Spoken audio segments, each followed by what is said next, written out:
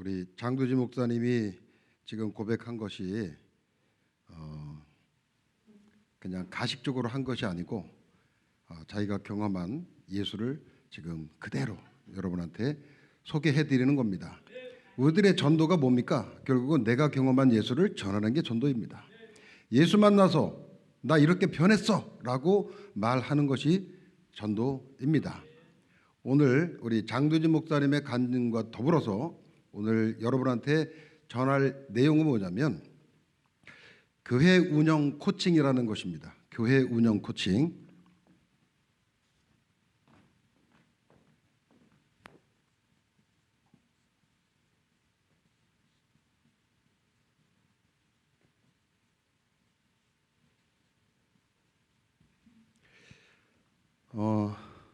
우리 김기남 대표 목사님께서 그동안의 목회 경험 그리고 전도했던 경험 이걸 나누는 게 예심 전도이죠.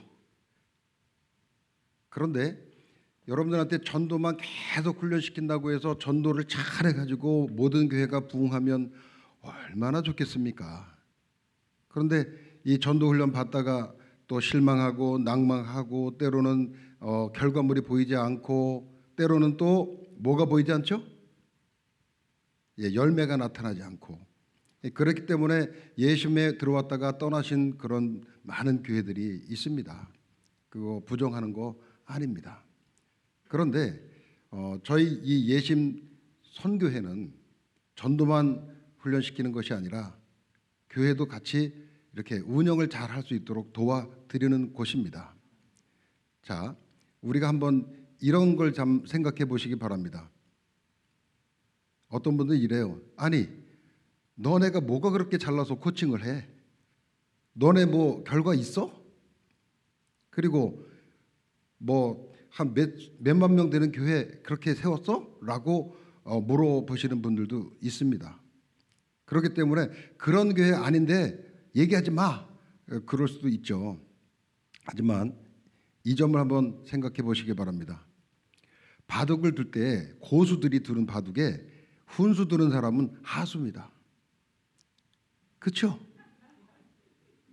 설명하시는 분들이요, 그분들보다 잘 두지 못해요. 직접 두라 그러면요 100번 질 수밖에 없는 사람들이에요. 하지만 이 사람들 보면 얼마나 이 길을 잘 알고, 왜 옆에서 보니까요 잘 보이는 거예요. 오랜 시간 동안 목회를 하셨던 분들이 무엇 때문에 막혀 있는지 자기는 모를 때 옆에서 보시는 분들이 보면 보입니다. 그래서 그런 거를 우리가 같이 공유해서 나누고 또 그걸 가지고 멘토링 해주고, 그리고 전도뿐만 아니라 교회 운영을 또 어떻게 되지는지 서로가 나누다 보면 바로 앞에 우리 장두진 목사님 같은 모습이 되어지는 겁니다. 장두진 목사님이 인생의 산전수전을 겪고 그 다음에 목회를 하면서 어려움과 난관 그리고 재정적인 문제 다 이렇게 연루되가 있었지만 전도하면서 하나님이 그것을 하나씩 풀어줬습니다. 그리고 이전하는 거 아까도 본인이 얘기했지만 꿈도 못 꾸고 안 돼요 라고 얘기할 때 하나님께서 강권적으로 역사하셔가지고 이전케 하시고 그리고 이루게 하시고. 왜 그러죠? 장두진 목사님의 어떤 꿈은 개인적인 꿈을 이루려고 하시는 건가요? 그게 아닙니다. 하나님 나라를 이루어가기 위해서 그렇게 하나님께서 하시는 거죠. 작업하시는 거예요. 그러니까 우리는 성경에서 늘 이런 얘기를 듣습니다. 순종하라고. 그런데 우리들은 막상 현실에 부닥쳤을 때는 순종하기가 쉽지가 않습니다. 왜냐하면 본인도 분명히 얘기했죠. 가지고 있는 돈이 없어요. 이전하의 교회에 보증금도 안 돼요. 그러니 당연히 우리가 인간적인 생각으로는 이전할 수가 없는 겁니다. 그런데 그렇게 불가능한 상황을 하나님께서 어떻게 하시냐면 내 명령을 따라 한 걸음을 떼라. 그럴 때 바닷길이 열리고 하나님의 인도하시는 그 길이 열리게 된다는 것입니다. 그렇게 해서 광야길을 걸어갈 때 또 이스라엘 백성들 얼마나 많은 원망과 불평을 했습니까? 그때마다 하나님께서 직접적으로 개입하셔가지고 마라의 쓴물을 준비해 놓으셨다가 그 물을 단물로 바꾸셨거든요. 근데 쓴 물이 이게 축복이란 말이죠. 왜요? 그 물이 단물이었으면 이스라엘 백성이 차지할 수가 없었습니다. 쓴 물이었기 때문에 아무도 건드리지 않았던 거예요. 준비해 두셨다가 이스라엘 백성들이 오자 단물로 바꾸신 거예요. 하나님의 백성들이 받는 특권이 바로 거기에 있는 겁니다. 하나님께서 보호하셨다가 필요할 때 쓰게 할 수 있는 분, 그분을 여러분 신뢰하십니까? 네. 장도진 목사가 아마 이번 그 이전을 통해서 하나님의 그렇게 살아계심을 직접 경험을 했을 것입니다. 그렇기 때문에 앞으로 또 누구에게나 말할 때 더욱더 담대히 말할 수 있을 겁니다. 하나님은 살아계시다. 하나님은 살아계시다. 살아계신 하나님이 있기 때문에 우리는 그 전도 멈출 수 없다. 여러분도 그렇게 지금 주저앉아 있지 마시고 강하고 담대하게 나가서 복음을 전하시는 분들이 되시면 하나님께서 그렇게 인도해 주실 것입니다. 그리고 예심에 속했기 때문에 이렇게 또 코칭도 받을 수 있습니다. 자, 왜 교회들이 주저앉아 있냐면 제일 첫 번째는 정보가 없습니다. 교회를 어떻게 운영해야 될지 몰라가지고 그저 일단 나 목사 안수를 받았고 이제 개척해야 돼 그래갖고 개척을 했는데 개척을 해놓고 어찌할 바를 몰라가지고 주저앉아 있을 때 그때 바로 여러분들에게 하나님께서 예심해 가라, 예심해 가라, 예심해 가라, 주변의 사람들을 통해서 그 계속되는 그 명령을 거부하다가 마지못해서 어쩔 수 없어서 오게 되신 분들이 변화가 일어나는 겁니다. 왜? 여기 오면 코칭을 받을 수가 있으니까요. 내가 갈 길을 몰라갖고 어디로 가야 할지 몰라 할 때에 예심이 오니까 그 방향을 제시해 주고 있습니다. 가장 큰 방향 뭐죠? 전도 안에 다 있다. 목회 속에 전도를 담지 말고 전도 속에 목회를 담아라. 이 말 한마디가 주는 방향성이 얼마나 큰지 아십니까? 그 말 한마디 속에 우리가 갈 길을 몰라 헤매든 것을 방향을 찾고 저 멀리 보이는 불빛을 쫓아서 이제 방향을 설정하고 갈 수가 있게 된 것입니다. 이렇게 방향을 상실한 개척교회들, 주저앉아 있는 교회들, 이제 예심을 만나갖고 방향을 제대로 잡으시고 한 방향을 향해서 나아가시기 바랍니다. 또 많은 교회들이 이렇습니다. 자금이 없어요. 월세를 못 내갖고 쩔쩔맵니다. 그래서 아까 얘기한 것처럼 보증금이나 까먹고 앉았습니다. 그래갖고 자꾸 쪼그라듭니다. 근데 이게 이유를 모르는 거예요. 왜 그러는지. 여러분, 우리 하나님의 종이 맞습니까? 아닙니까? 맞지요. 종들은 뭐 해야 되죠? 일해야 되지, 일. 예, 종들은 일을 해야 밥을 줍니다. 종들이 일을 안 하면요, 밥 안 줘요. 근데 종들이 일을 안 해. 그러니까 보증금 까먹고 있는 거예요. 종들이 일을 하면 하나님이 뭘 주셔요? 밥을 주십니다. 월급을 주신다고요. 그렇기 때문에 자금 부족에 대한 걱정을 안 해도 되는데 뭘 안 한다고요? 일. 주님께서 우리한테 맡기신 일이 뭐죠? 네, 복음 전하는 겁니다. 예수가 그리스도입니다. 예수가 구원자입니다. 예수가 메시아입니다라고 외치고 전해야 되는 겁니다. 그 일을 하면 하나님이 일하는 종을 어찌 금기시겠습니까? 그 일하는 교회를 어찌 하나님께서 외면하시겠습니까? 절대로 그럴 수 없습니다. 이게 로마서의 바울이 하는 표현 방법이에요. 절대로 그럴 수 없다. 할렐루야. 참 멋진 표현을 했더라고요. 여러분, 우리 주님께서 일하는 교회는 절대로 외면하지 아니하십니다. 그래서 여러분들의 이 목회 속에 여러분 멘토를 정하시기 바랍니다. 나를 어려울 때 그냥 돈 좀 주세요 이런 멘토가 아니라 어려울 때 찾아가서 제가 지금 이런 사정이 있는데 어떻게 하면 됩니까? 어느 방향으로 가야 됩니까? 라고 물어볼 수 있는 멘토가 있다면 얼마나 좋겠습니까? 근데 많은 교회들이요 전부 다 자기가 제일 높아. 그러니까 누구한테도 물어보지 않아. 그리고 자기가 가는 방향이 제일 옳다고 생각을 해. 그렇습니까? 맞습니까? 자기한테 물어보시기 바랍니다. 만약에 자기가 제일 옳고 자기가 잘 맞다면 근데 왜 그렇게 쭈구리처럼 앉아 있는 겁니까? 그러지 말잔 말입니다. 낮아지고 겸손하라는 건 뭐냐면 다른 사람을 높이고 다른 사람을 더 자기보다 낫다고 위해주고, 그래서 그에게 찾아가서 물어보고 10마디 중에 9마디가 쓸데없어도 한마디가 나를 변화시킬 수 있단 말입니다.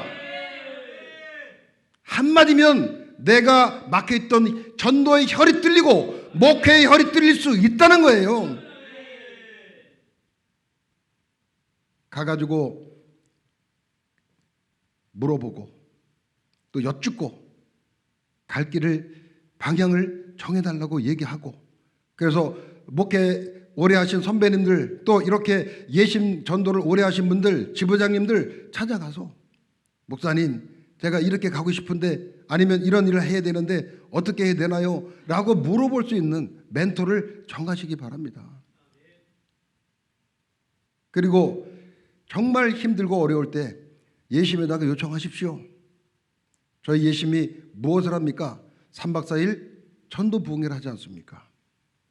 그때 예심에 있는 우리 대표 목사님, 저 또 우리 전도 이 부흥회 단장 목사님, 여러 강사님들이 가가지고 노하우를 전수해주고 또 말씀으로 전해주고 힘을 주고 용기를 주고 주저앉아 있지 말고 나가서 복음 전하라! 강력하게 메시지를 전할 때 그 교회 성도들이 변화가 일어나고 담임 목사님의 변화가 일어나게 되는 것입니다. 그렇게 해서 우리 모두가 힘을 합해서 하나님의 나라를 이루어가야 되는 것, 그게 바로 예수님입니다. 예수님. 그냥 앉아있지 마시고 움직이시기 바랍니다. 그리고 그런 일들을 지속적인 코칭을 받아야 됩니다.